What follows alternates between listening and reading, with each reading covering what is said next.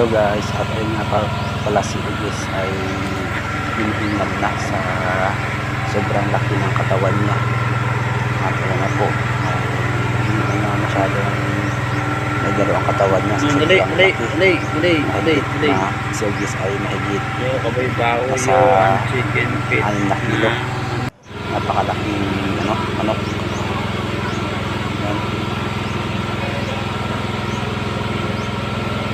Hingal na siya sa sobrang laki ng kanyang katawan. Ayan o.